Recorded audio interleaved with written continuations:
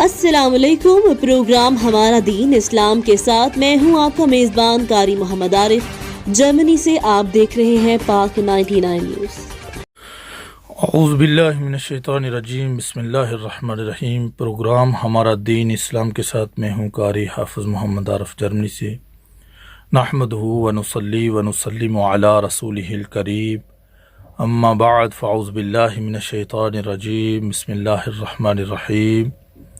عن نبی ہریرہ رضی اللہ عنہ قال قال رسول اللہ صلی اللہ علیہ وسلم من وسع علی مکروب کربۃ فی الدنیا وسع اللہ علیہ کربۃ فی الآخرۃ ومن ستر عورۃ مسلم فی الدنیا ستر اللہ عورتہ فی الآخرہ واللہ فی عون المرء ما کان فی عون اخیہ۔ حضرت ابو ہریرہ رضی اللہ عنہ روایت کرتے ہیں کہ رسول اللہ صلی اللہ علیہ وسلم نے ارشاد فرمایا، جو شخص دنیا میں کسی پریشان حال کی پریشانی کو دور کرتا ہے، اللہ تبارک و تعالی اس کو آخرت کی پریشانی دور فرمائیں گے، اور جو شخص دنیا میں کسی مسلمان کے عیب پر پردہ ڈالتا ہے، اللہ تبارک و تعالی آخرت میں اس کے عیب پر پردہ ڈالیں گے۔ جب تک آدمی اپنے بھائی کی مدد کرتا رہتا ہے، اللہ تبارک و تعالی اس کی مدد فرماتے رہتے ہیں۔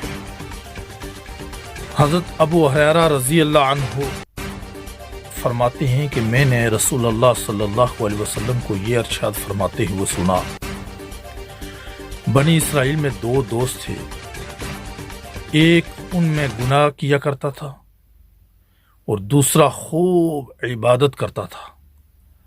عابد جب بھی گناہ گار کو گناہ کرتے ہوئے دیکھتا تو اسے کہتا کہ گناہ کرنے سے رک جا۔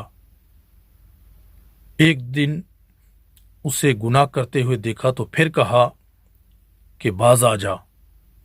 اس نے کہا کہ مجھے میرے رب پر چھوڑ دے، میں جانوں میرا رب جانے، کیا تجھ کو مجھ پر نگران بنا کر بھیجا گیا ہے؟ عابد نے غصے میں آ کر کہا، اللہ کی قسم، اللہ تبارک و تعالیٰ تیری مغفرت نہیں کریں گے۔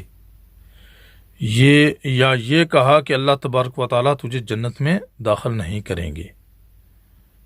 پھر دونوں کا انتقال ہو گیا۔ عالم میں ارواح میں دونوں اللہ تبارک و تعالیٰ کے سامنے جمع ہو گئے۔ اللہ تبارک و تعالیٰ نے عابد سے پوچھا، کیا تم میرے بارے میں جانتے تھے کہ میں معاف نہیں کروں گا،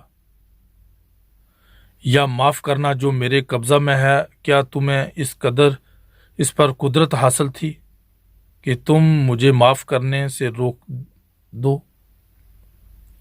اور گناہ گار سے ارشاد فرمایا، میری رحمت سے جنت میں چلا جا، اس لیے کہ وہ رحمت کا امیدوار تھا۔ اللہ اکبر کبیرہ۔ اور دوسرے شخص یعنی عابد کے بارے میں فرشتوں سے فرمایا کہ اسے دوزخ میں لے جاؤ۔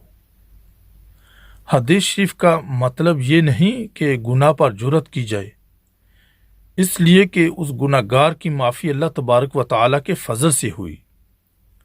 ضروری نہیں کہ ہر گناہ گار کے ساتھ یہی معاملہ ہوگا، کیونکہ اصول تو یہی ہے کہ گناہ پر سزا ہو، اور نہ یہ مطلب ہے کہ گناہوں اور ناجائز کاموں سے روکا نہ جائے۔